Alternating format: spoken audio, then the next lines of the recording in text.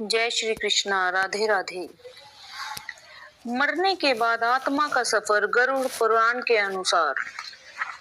श्री कृष्ण जी कहते हैं कि गरुड़ पुराण के अनुसार जब किसी व्यक्ति की मृत्यु का समय आता है तब सबसे पहले उसके शरीर की ऊर्जा धीरे धीरे कम होने लगती है, सांस धीमी हो जाती है, मन अशांत होने लगता है और इंद्रियां एक एक करके काम करना बंद करने लगती है। उस समय व्यक्ति को अपने पूरे जीवन की घटनाएं याद आने लगती हैं। ऐसा कहा जाता है कि मृत्यु के ठीक पहले इंसान को अपने अच्छे और बुरे कर्मों की झलक दिखाई देती है, जैसे कोई चलचित्र चल रहा हो।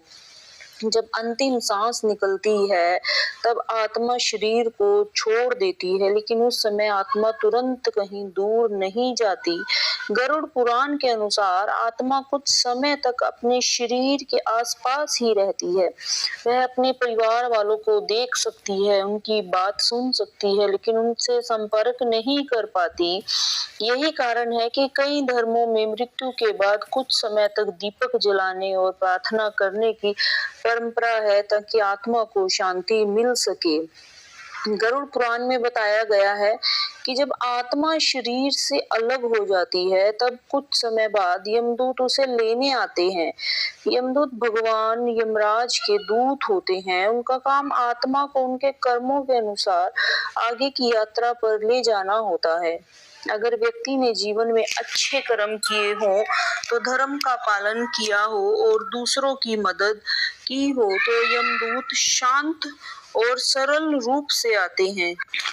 गरुड़ पुराण के अनुसार मृत्यु को अंत नहीं बल्कि एक नई यात्रा की शुरुआत माना गया है। हमारे शरीर को नश्वर बताया गया है जबकि आत्मा को अमर माना गया है। जब कोई व्यक्ति जन्म लेता है तभी से उसके जीवन यात्रा शुरू हो जाती है और इस यात्रा के दौरान वह अच्छे और बुरे कर्म करता रहता है। यही कर्म आगे चलकर उसकी मृत्यु के बाद की यात्रा को तय करते हैं। गरुड़ पुराण के अनुसार इंसान केवल शरीर नहीं है बल्कि उसके अंदर एक चेतन शक्ति यानी आत्मा निवास करती है। यही आत्मा शरीर को जीवन देती है और जब यह आत्मा शरीर को छोड़ देती है तब मृत्यु हो जाती है। मृत्यु का क्षण ऐसा होता है जिसे कोई भी इंसान टाल नहीं सकता। यह प्रकृति नियम है। गरुड़ पुराण में कहा गया है कि जब किसी व्यक्ति की मृत्यु निकट आती है तब उसे धीरे धीरे अपने जीवन की वास्तविकता समझ आने लगती है। उस समय उसे अपने किए हुए कर्म याद आने लगते हैं। जिस व्यक्ति ने जीवन में सच्चाई, दया और धर्म का पालन किया होता है उसका मन मृत्यु के समय अपेक्षाकृत शांत रहता है, लेकिन जिसने जीवन में छल, कपट, अन्याय किया हो उसके मन में उस समय भय और बेचैनी बढ़ जाती है।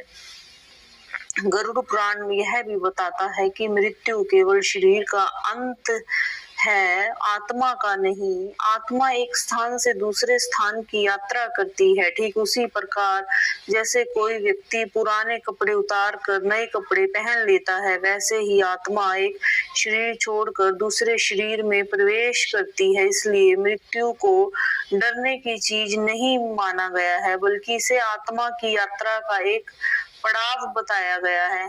लेकिन यह यात्रा आसान भी नहीं होती क्योंकि इसमें आत्मा को अपने कर्मों का सामना करना पड़ता है।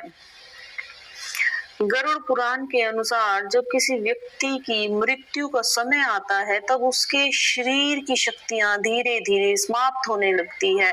सबसे पहले उसकी इंद्रियां कमजोर होने लगती हैं, आंखों की रोशनी कम होने लगती है, सुनने की शक्ति घटने लगती है और शरीर में थकावट बढ़ जाती है। उस समय व्यक्ति को ऐसा महसूस होने लगता है जैसे उसके अंदर से ऊर्जा निकल रही हो। यह वह समय होता है जब आत्मा शरीर से अलग होने की तैयारी कर रही होती है। मृत्यु के ठीक पहले व्यक्ति को अपने पूरे जीवन की झलक दिखाई देती है। ऐसा माना जाता है कि उस समय उसके अच्छे और बुरे कर्म उसके सामने किसी चलचित्र की तरह प्रकट होते हैं। उसे यह एहसास होने लगता है कि उसने अपने जीवन में क्या क्या किया और किस किस को दुख या सुख दिया। यह अनुभव आत्मा के लिए बहुत गहरा और प्रभावशाली होता है। जब अंतिम क्षण आता है तब आत्मा शरीर को छोड़ देती है। गरुड़ पुराण में बताया गया है कि आत्मा शरीर से निकलकर कुछ समय तक उसी स्थान के आसपास रहती है। वह अपने परिवार और प्रियजनों को देख सकती है लेकिन उनसे बात नहीं कर सकती। यही कारण है कि मृत्यु के बाद घर में शांति और प्रार्थना का वातावरण रखने की सलाह दी जाती है ताकि आत्मा को शांति मिल सके। गरुड़ पुराण में बताया गया है कि मृत्यु के कुछ समय बाद भगवान यमराज के दूत यानी यमदूत आत्मा को लेने आते हैं। यमदूतों का काम आत्मा को उसके अगले मार्ग तक पहुंचाना होता है। वे आत्मा को उसके कर्मों के आधार पर आगे की यात्रा पर ले जाते हैं। अगर व्यक्ति ने जीवन में धर्म और सदाचार का पालन किया हो, दूसरों की मदद की हो और ईमानदारी से जीवन जिया हो तो यमदूत उसके सामने शांत रूप में प्रकट होते हैं। वे आत्मा को सम्मान के साथ अपने साथ ले जाते हैं। उनकी यात्रा अपेक्षाकृत सहज हो जाती है। लेकिन अगर व्यक्ति ने जीवन में पाप किए हों, दूसरों को कष्ट दिया हो और अधर्म का रास्ता अपनाया हो तो यमदूत कठोर रूप में दिखाई देते हैं। उस समय स्थिति में आत्मा को भय और पीड़ा का अनुभव होता है। इस समय आत्मा को पहली बार यह एहसास होता है कि अब उसे अपने कर्मों का फल भोगना पड़ेगा। इसलिए गरुड़ पुराण में हमेशा यह कहा गया है कि मनुष्य को अपने जीवन में अच्छे कर्म करने के लिए कोई मृत्यु के बाद वही कर्म उसकी मात्रा को आसान या कठिन बनाते हैं।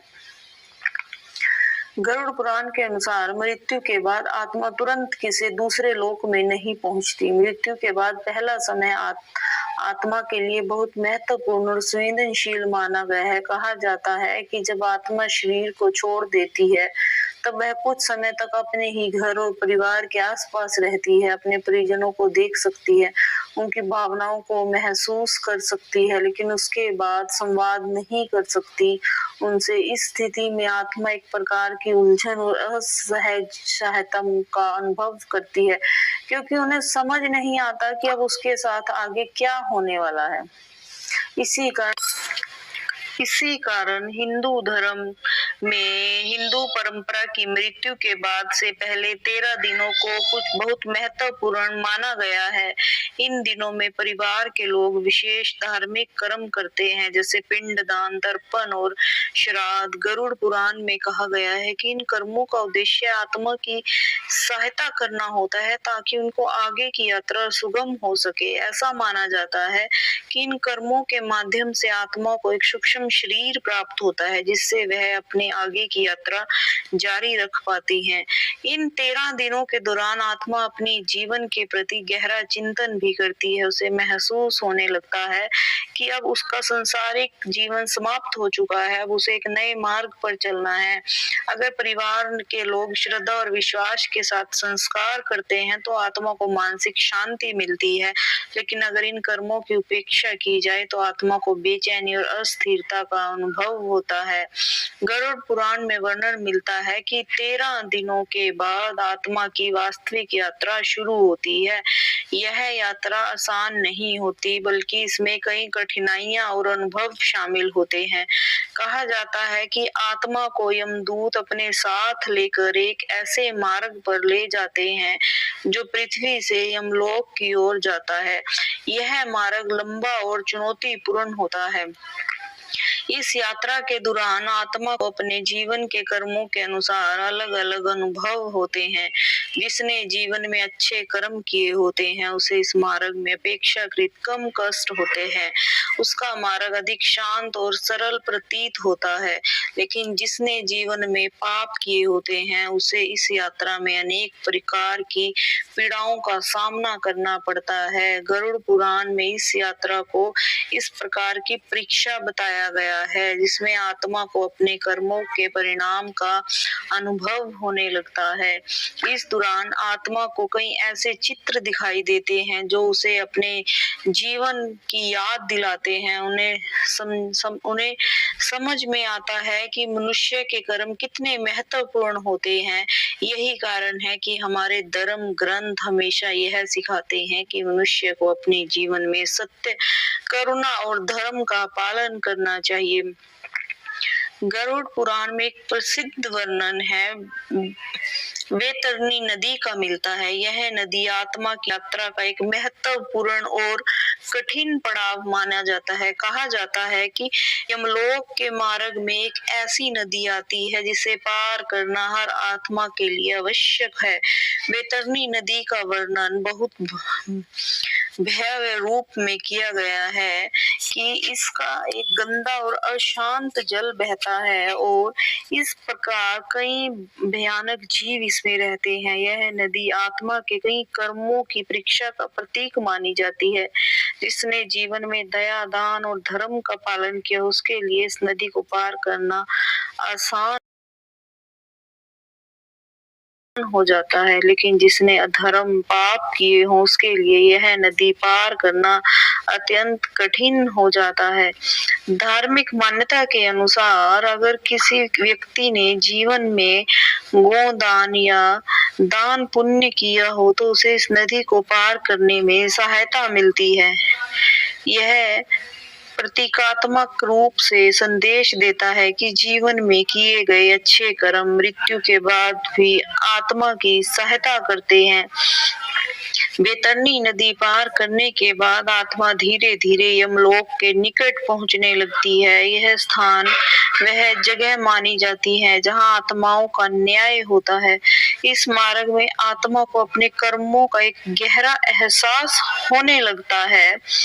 आत्मा को यह अनुभव होता है कि जीवन में किए गए छोटे छोटे कर्म भी कितने महत्वपूर्ण होते हैं। कभी कभी व्यक्ति जीवन में अपने कर्मों को महत्व नहीं देता, लेकिन मृत्यु के बाद वही कर्म उसके भाग्य का निर्णय करते हैं। इसलिए गरुड़ पुराण में यह शिक्षा दी गई है कि मनुष्य को अपने हर कर्म के प्रति सजग रहना चाहिए। यमलोक की ओर बढ़ते हुए आत्मा धीरे धीरे यह समझने लगती है कि संसार में बिताया गया समय केवल एक अवसर नहीं था, वह कर्मों को सुधारने और अपने जीवन को अर्थपूर्ण बनाने का अवसर था। गरुड़ पुराण के अनुसार जब आत्मा लंबी यात्रा तय करते हुए यमलोक के समीप पहुंचती है तो तब उसे यह एहसास ऐसे स्थान पर ले जाया जाता है जहां न्याय किया जाता है। इस स्थान को यमराज का दरबार कहा गया है। यहाँ भगवान यमराज न्यायाधीश के रूप में विराजमान होते हैं और उनके साथ चित्रगुप्त होते हैं। चित्रगुप्त को यह दिव्य शक्ति माना गया है जो हर मनुष्य के जीवन के सभी कर्मों का लेखा जोखा रखती है। कहा जाता है कि मनुष्य अपने जीवन में जो भी करता है, चाहे वह अच्छा हो या बुरा, उसका सूक्ष्म रिकॉर्ड चित्रगुप्त के पास सुरक्षित रहता है। जब आत्मा यमराज के सामने लाई जाती है तब उसे अपने जीवन के कर्मों का सामना करना पड़ता है। वह किसी प्रकार का छल या बहाना काम नहीं करता। तो कुछ भी व्यक्ति ने जीवन में किया होता है वह सब स्पष्ट रूप से सामने आ जाता है। उस समय आत्मा को यह एहसास होता है कि संसार में किया गया हर छोटा बड़ा कर्म कितना महत्वपूर्ण है। उस समय आत्मा को यह एहसास होता है कि संसार का हर एक कर्म का लेखा जोखा हमें आगे देना पड़ता है। कई बार लोग जीवन में सोचते हैं कि कोई उनके कर्मों को नहीं देख रहा, लेकिन गरुड़ पुराण में बताया गया है कि प्रकृति का नियम सब कुछ देखता और दर्ज करता रहता है। यमराज का दरबार न्याय का प्रतीक माना गया है। यहाँ किसी के साथ अन्याय नहीं होता। जो व्यक्ति जीवन में दयालु, ईमानदार और धर्मपरायण रहा हो उसके लिए यह समय अपेक्षाकृत शांत होता है, लेकिन जिसने अधर्म और अन्याय का मार्ग अपनाया हो उसके लिए यह समय भय और पछतावे से भरा होता है। यही वह क्षण होता है जब आत्मा को अपने कर्मों की सच्चाई का पूर्ण अनुभव होता है। गरुड़ पुराण में बताया गया है कि यमलोक में आत्मा के जीवन का मूल्यांकन उसके पाप और पुण्य के आधार पर किया जाता है। यह निर्णय केवल बड़े कर्मों से नहीं होता बल्कि मनुष्य के विचार, भावनाएं और उसकी छोटी छोटी आदतें भी इसमें शामिल होती हैं।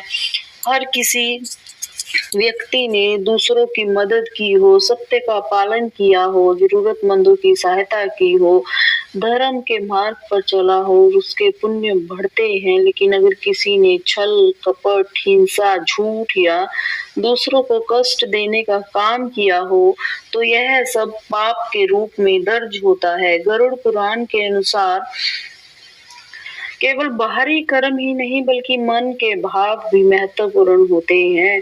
अगर किसी के मन में दूसरों के लिए द्वेष या घृणा हो तो भी वही आत्मा की स्थिति को प्रभावित करता है।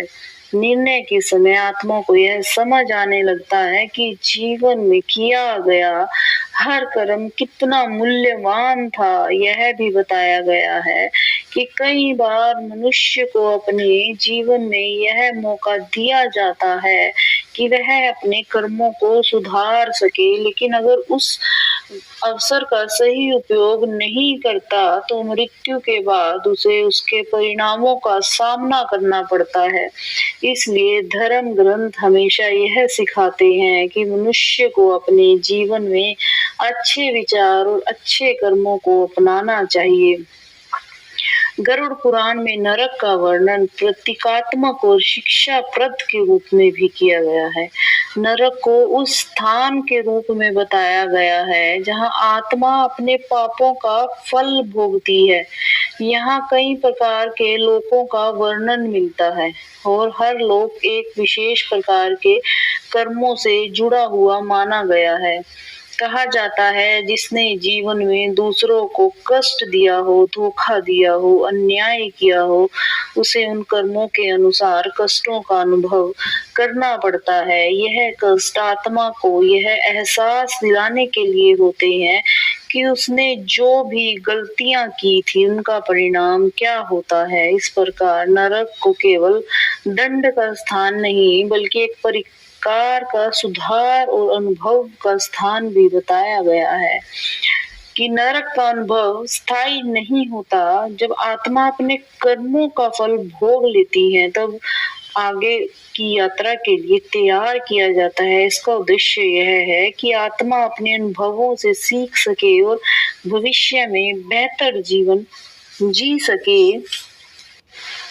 गरुड़ पुराण में स्वर्ग का वर्णन एक ऐसे स्थान के रूप में किया गया है जहां आत्मा को शांति, सुख और आनंद का अनुभव होता है। जिसने अपने जीवन में अच्छे कर्म किए हो, दूसरों की सहायता की हो और धर्म के मार्ग पर चला हो, उसे स्वर्ग की प्राप्ति होती है।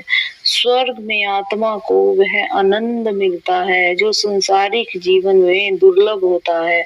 यहाँ दुख, भय और चिंता का भाव बताया गया है। आत्मा यहाँ अपने पुण्य कर्मों का फल भोगती है और एक शांत अवस्था में रहती है। यह स्थिति आत्मा को विश्राम और संतोष प्रदान करती है। लेकिन गरुड़ पुराण में यह भी बताया गया है कि स्वर्ग भी स्थायी नहीं होता। जब आत्मा अपने पुण्य कर्मों का फल भोग लेती है तो उसे फिर से एक नई यात्रा के लिए तैयार किया जाता है। इसका अर्थ यह है कि आत्मा की यात्रा लगातार चलती रहती है। गरुड़ पुराण के अनुसार आत्मा की यात्रा केवल स्वर्ग या नरक तक सीमित नहीं होती। जब आत्मा अपने पाप या पुण्य का फल भोग लेती है तब उसकी यात्रा का अगला चरण शुरू हो जाता है जिसे पुनर्जन्म कहा जाता है। पुनर्जन्म का अर्थ है आत्मा का एक नया शरीर में प्रवेश करना और फिर से जीवन की यात्रा को शुरू करना। यह प्रक्रिया प्रकृति के नियमों के अनुसार होती है। इसमें कई प्रकार का सहयोग नहीं होता। हर आत्मा को उसके कर्मों के अनुसार अगला जन्म मिलता है। गरुड़ पुराण में बताया गया है कि आत्मा एक तरह की ऊर्जा है जो कभी नष्ट नहीं होती। जब एक जीवन समाप्त होता है तब आत्मा अपने अनुभवों और कर्मों के प्रभाव को अपने साथ लेकर आगे बढ़ती है। यही कारण है कि कुछ लोग जन्म से ही विशेष गुण या विशेष परिस्थितियों में पैदा होते हैं। यह सब उनके पिछले जन्म के कर्मों से जुड़ा हुआ माना गया है। पुनर्जन्म का सिद्धांत मनुष्य को यह समझाने के लिए भी है कि जीवन में किए गए कर्म व्यर्थ नहीं जाते।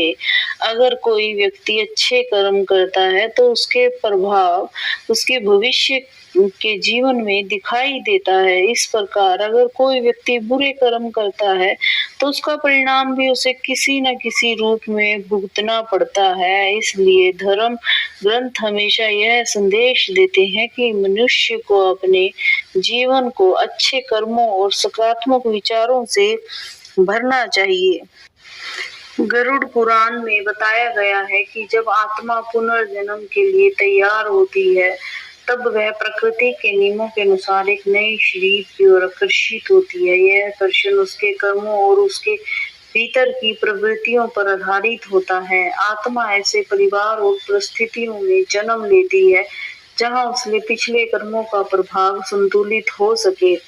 इस प्रक्रिया को बहुत सूक्ष्म और रहस्य में बताया गया है। कहा जाता है कि आत्मा गर्भ में प्रवेश करने से पहले एक विशेष अवस्था से गुजरती है।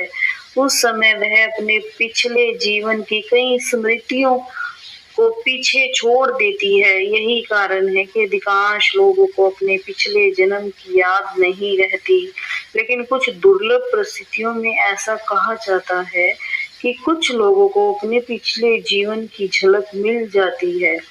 गरुड़ पुराण हमें यह भी समझाता है कि मनुष्य का जन्म विशेष महत्व रखता है। अन्य जीवों की तुलना में मनुष्य को अधिक चेतना और विवेक दिया गया है। इसका उद्देश्य यह है कि मनुष्य अपने कर्मों को समझ सके, अपने जीवन को सही दिशा में ले जा सके। इसलिए कहा जाता है कि मनुष्य जन्म केवल सुख भोगने के लिए नहीं बल्कि आत्मा के विशेष रूप में होता है। गरुड़ पुराण के अनुसार सभी जीवों में मनुष्य का जन्म सबसे महत्वपूर्ण बताया गया है। इसका कारण यह है कि मनुष्य के पास सोचने और समझने की, सही गलत का निर्णय लेने की क्षमता होती है। अन्य जीव मुख्य रूप से अपनी प्रवृत्तियों के अनुसार जीवन जीते हैं, लेकिन मनुष्य अपने कर्मों को बदल सकता है, अपने जीवन को नई दिशा दे सकता है। मनुष्य जीवन को एक अवसर की तरह बताया गया है। यह अवसर आत्मा को अपने कर्मों को सुधारने और आध्यात्मिक रूप से आगे बढ़ने का मौका देता है। अगर कोई व्यक्ति अपने जीवन में दया, करुणा, सत्य और धर्म का पालन करता है तो वह न केवल अपने वर्तमान जीवन को बेहतर बनाता है बल्कि अपनी आत्मा की यात्रा को भी सुखद बनाता है। गरुड़ पुराण यह भी सिखाता है कि जीवन केवल भौतिक सुखों के लिए नहीं है। धन, प्रतिष्ठा, भौतिक उपलब्धियां जीवन का अंतिम लक्ष्य नहीं है। असली महत्व उस शांति और संतोष का है जो अच्छे कर्मों और अच्छे विचारों से प्राप्त होता है। जब मनुष्य यह समझ लेता है तब उसका जीवन अधिक अर्थपूर्ण बन जाता है। श्री कृष्ण जी कहते हैं कि गरुड़ पुराण में मृत्यु के वर्णन का मुख्य उद्देश्य लोगों को डराना नहीं है बल्कि उनके जीवन की सच्चाई से परिचित कराना है। यह ग्रंथ हमें यह समझाता है कि जीवन बहुत मूल्यवान है और हर क्षण इसका उपयोग अच्छे कर्मों के लिए करना चाहिए।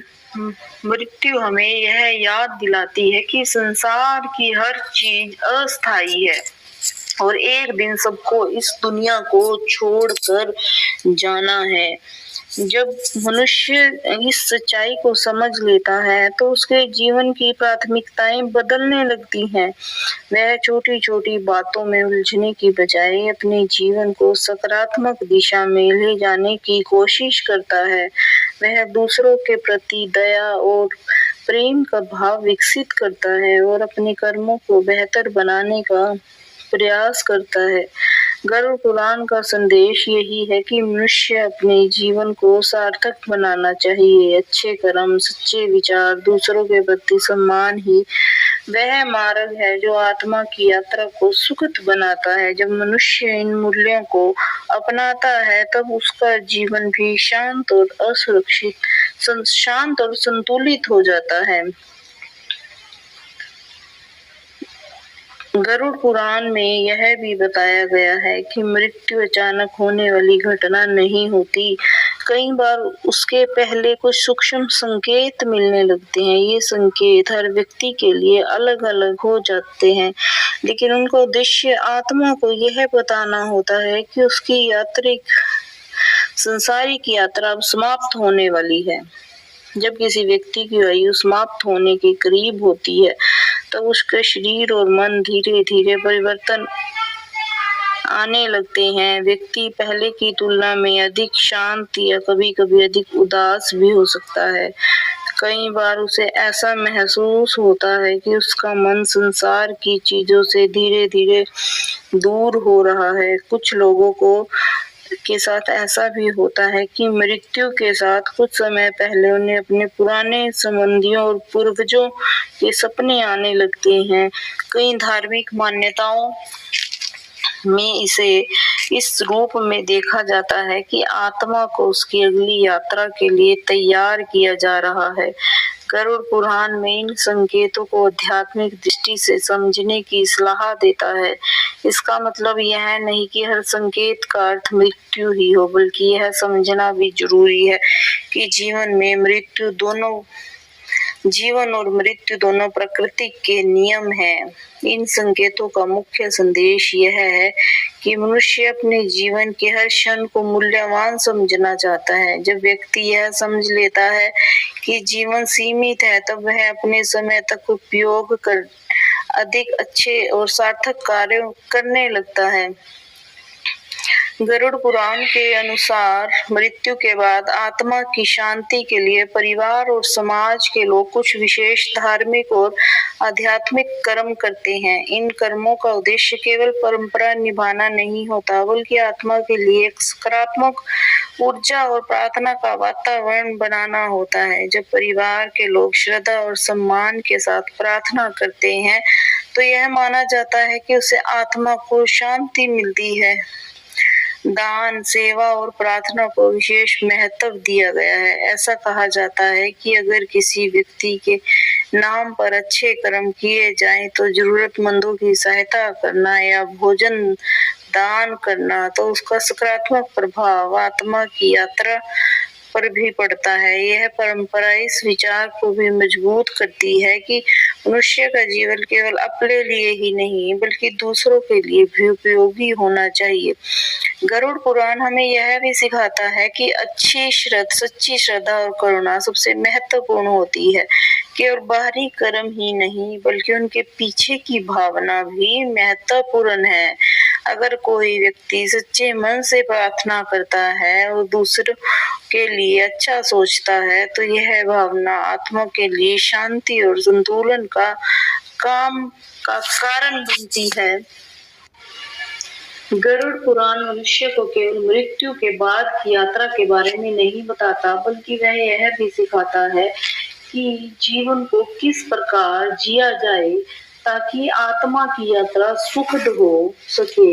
इसमें यह भी बताया गया है कि मनुष्य को अपने विचारों, शब्दों और कर्मों पर ध्यान देना चाहिए। कई बार मनुष्य अनजाने में ऐसे कार्य कर बैठता है जो दूसरों को कष्ट देते हैं, इसलिए जागरूक और आत्मचिंतन बहुत आवश्यक माना गया है। सत्य बोलना, दूसरों के प्रति सम्मान रखना, जरूरतमंदों की सहायता करना, प्रकृति के प्रति कृतज्ञ रहना, ये सब ऐसे गुण हैं जो मनुष्य को पाप से दूर रखते हैं। गरुड़ पुराण यह भी बताता है कि अगर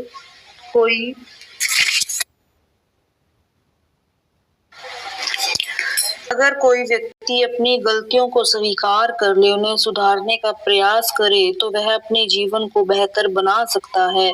ध्यान, प्रार्थना, आध्यात्मिक चिंतन को भी महत्वपूर्ण बताया गया है। जब मनुष्य अपने मन को शांत करता है और अपने भीतर झांकता है तब उसे यह समझ में आने लगता है कि जीवन का असली उद्देश्य क्या है। गरुड़ पुराण में बार बार यह बात दोहराई गई है कि अच्छे कर्म मनुष्य की सबसे बड़ी संपत्ति होते हैं। धन, शक्ति, प्रतिष्ठा जीवन में कुछ समय तक साथ देते हैं, लेकिन मृत्यु के बाद केवल कर्म ही आत्मा के साथ जाते हैं। इसलिए अच्छे कर्मों को आत्मा की सच्ची पूंजी कहा गया है।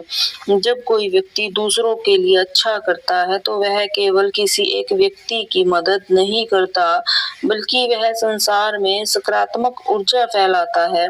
यही सकारात्मक ऊर्जा आगे चलकर उसके जीवन और उसकी आत्मा की यात्रा को भी प्रभावित करती है।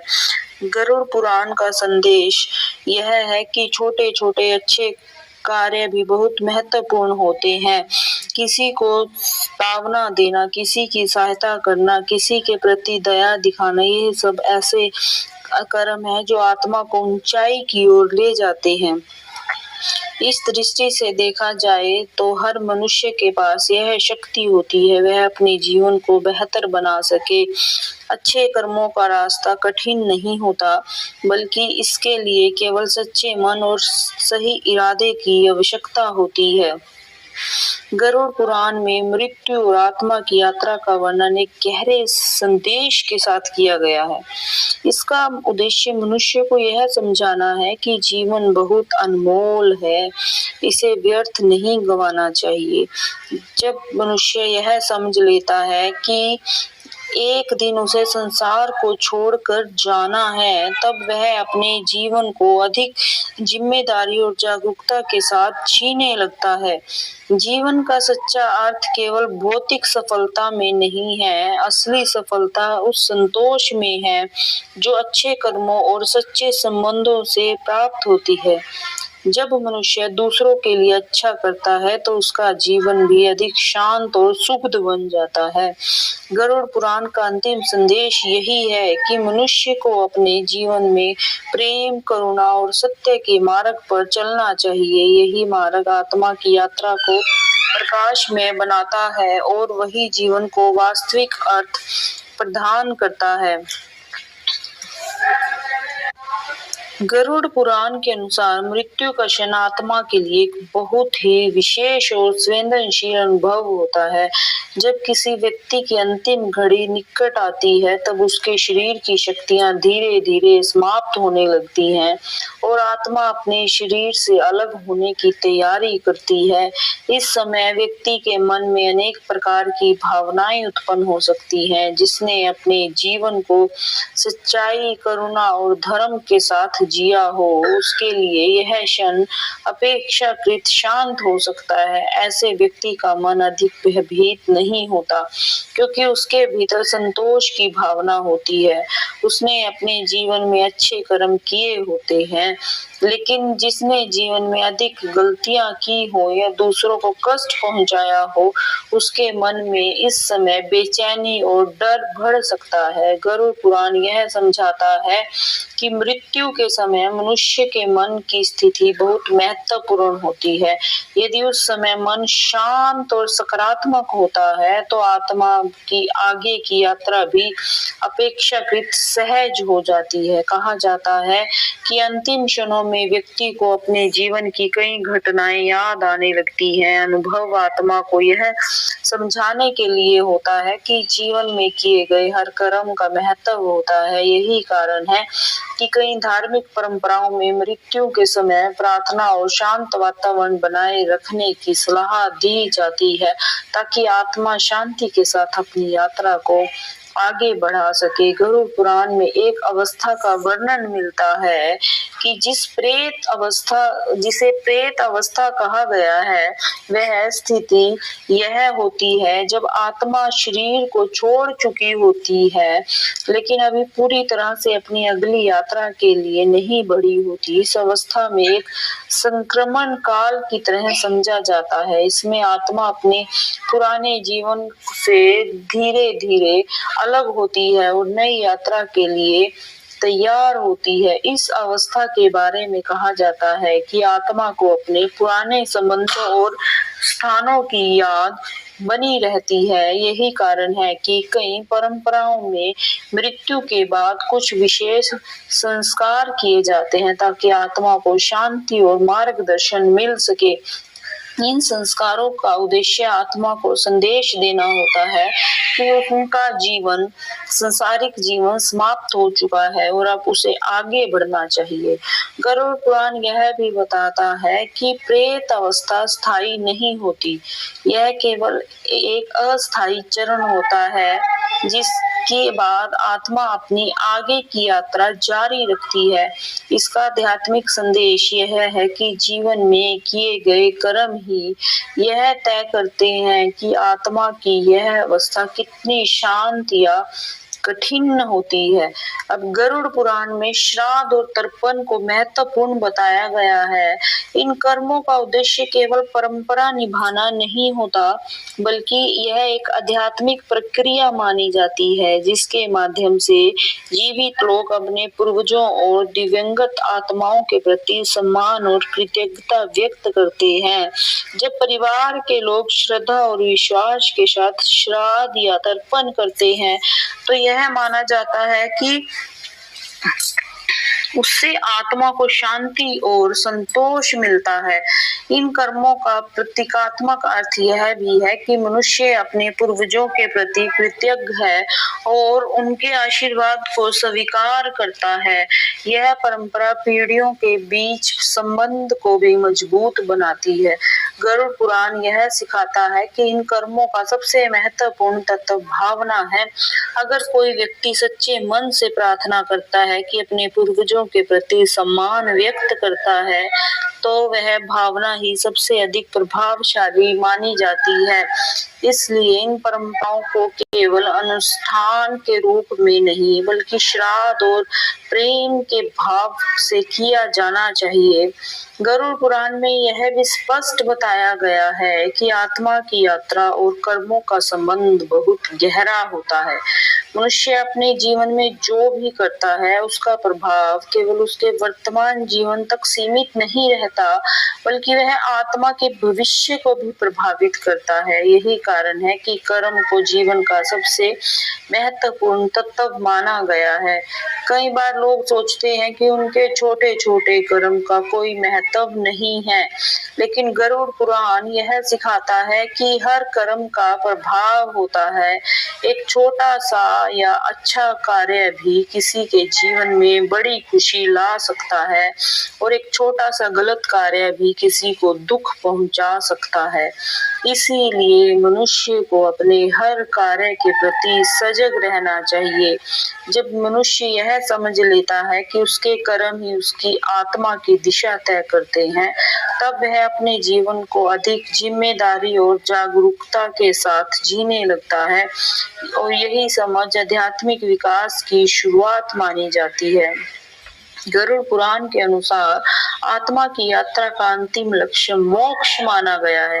मोक्ष का अर्थ है जन्म और मृत्यु के चक्र से मुक्ति प्राप्त करना। जब आत्मा पूरी तरह से अपने कर्मों के बंधन से मुक्त हो जाती है तब उसे मोक्ष की प्राप्ति होती है।